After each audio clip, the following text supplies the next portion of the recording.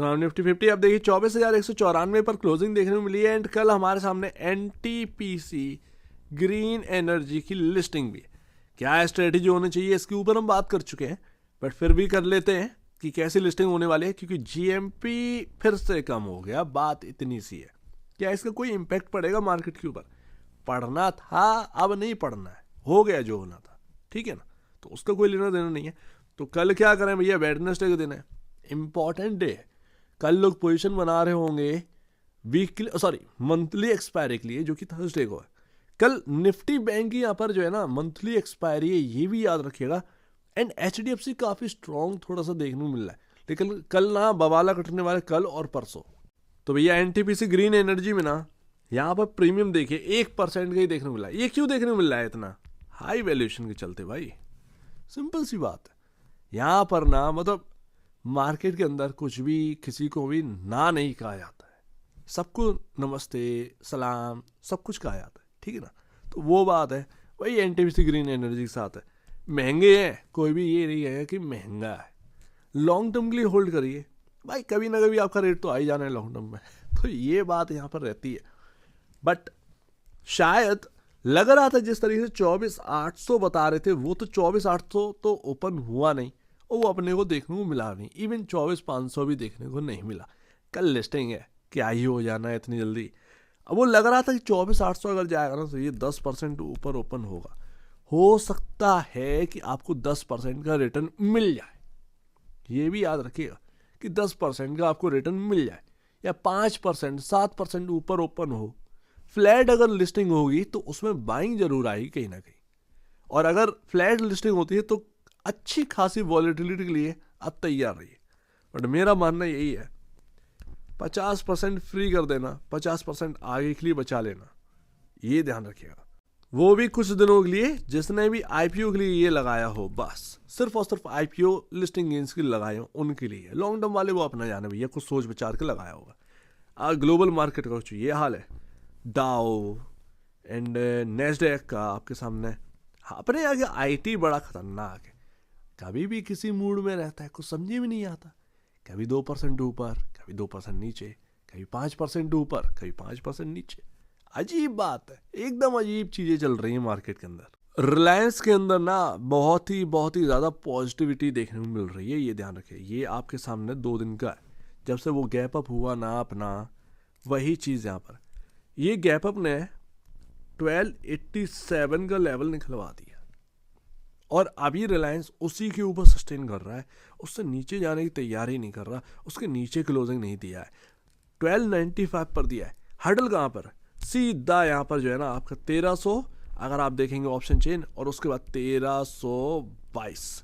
अगर आप सिर्फ और सिर्फ चार्ट को देखें तो 1322 पहला हर्डल है, तब तक कोई हर्डल है नहीं। And and and and and भैया एचडीएफसी बैंक, मैंने ना नाम रखे इन दोनों के, रिलायंस के और एचडीएफसी बैंक के। वो मैं और मेरा फ्रेंड एचडीएफसी बैंक को बुलाते हैं फूफा। अब वो फूफा काय के लिए बुलाते हैं? कभी भी रूठ जाता है, कभी भी हंसने लगता है, कभी भी कुछ भी करने के लिए तैयार रहता है, ये फूफा।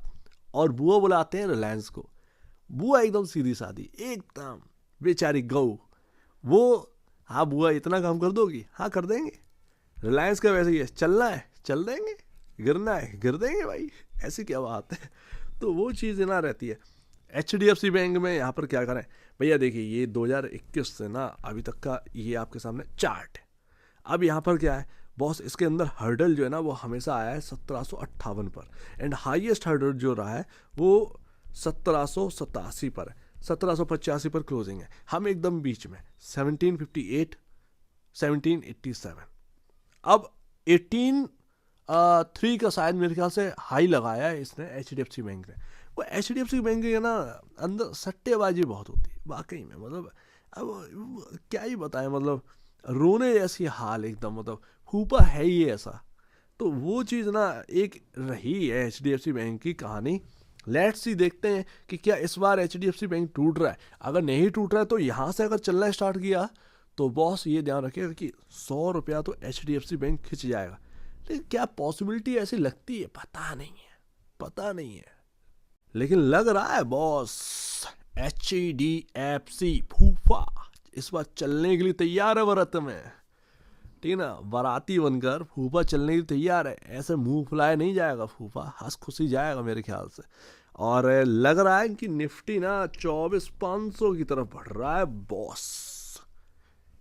यहां पर मैंने आपसे कल क्या कहा था, 24,150 के नीचे जब तक नहीं जा रहा तब तक नेगेटिव मत होना। क्या हुआ आज की डेट में, वही चीज आपके सामने दोहरा दी। एंड आज तो एक रेंज बाउंड ही रहा, मोस्टली यहाँ पर रेंज बाउंड ही रहा। ये कमाने का ज़्यादा कुछ मौका मिला नहीं, लगा कि गिरावट आ रही है, गिरावट आ रही है, वो गिरावट एकदम बाइंग में चेंज हो जाती है। तो वो चीज़ है, टीवी वालों की बातों में मत आना, बस अपना करना जो भी करना। कि निफ्टी बैंक की एक्सपायरी है मंथली, वो आपको याद रखनी है। कल शायद वॉलेटिलिटी काफ़ी ज़्यादा होगी। लेट्स सी, देखते हैं। यहाँ पर चार्ट पर देखिएगा, ध्यान रखिएगा। अभी क्या है, बात करके ख़त्म कर रहे हैं, बट चार्ट पर देखिएगा कल 5 मिनट की कैंडल, 15 मिनट की कैंडल, उसी हिसाब से काम करना निफ्टी बैंक में। इधर पर ना क्या होने क्या वाला है, 24,500 ये आपका आता है यहाँ पर, ये अपर ट्रेंड लाइन के ऊपर निकलने का। एंड 24,750 यही जगह होगी सेल करने के लिए, सच पूछे तो। लेकिन अगर एक बार 24,750 के ऊपर निकल गए एक बारी, जो कि मुझे नहीं लग रहा कि इतना इजीली निकलोगे, कोई रीज़न लगता नहीं, ठीक है ना, कोई रीज़न लगता नहीं है ये गाड़ी चलने की। लेट्स सी, बट HDFC लगता नहीं है बॉस, ये चकमा दे सकता है HDFC बैंक दोबारा। तो ये ध्यान में रखिएगा, मतलब थोड़ा सा ध्यान में रखिएगा। यहाँ पर रिलायंस अगर चल गया, कहाँ तक की पॉसिबिलिटी, 1367, वहाँ पर 50 डे में है, बस इतना ही है। तो लग नहीं रहा है कि, लग रहा है मतलब ऐसा लग रहा है कि HDFC बैंक में ना फिर से कुछ मार पड़ने वाली है। चलना हो तो सूत कर चलेगा ये फूफा, देख लीजिएगा। तो यहाँ पर ये है, बट लेवल जो भी हो अपने को देखना है। तो 24,150 के नीचे जब तक नहीं जा रहे हैं तब तक कोई नेगेटिविटी है ही नहीं, बाय ऑन डिप। एंड यहाँ पर आपको 24,300 के आसपास हर्डल मिल रहा है, 350 के आसपास हर्डल मिल रहा है। कोई हर्डल नहीं है वो, 24,500 एक्चुअल में हर्डल है, बस इतना याद रखिएगा। सो उम्मीद है काफ़ी कुछ आपको समझ में आया होगा। मेरा तो कहना यही है कि काम ना करो तो ज़्यादा बेहतर है। आज की डेट के लिए तो मैंने यही कहा था कि ना करो तो ज़्यादा बेहतर है। कल देखते हैं यहाँ पर वॉलेटिलिटी होगी या नहीं होगी, या फिर ये एक्सपायरी भी ऐसे निकलेगी। वैसे ऐसे ही एक्सपायरी निकलेगी नहीं।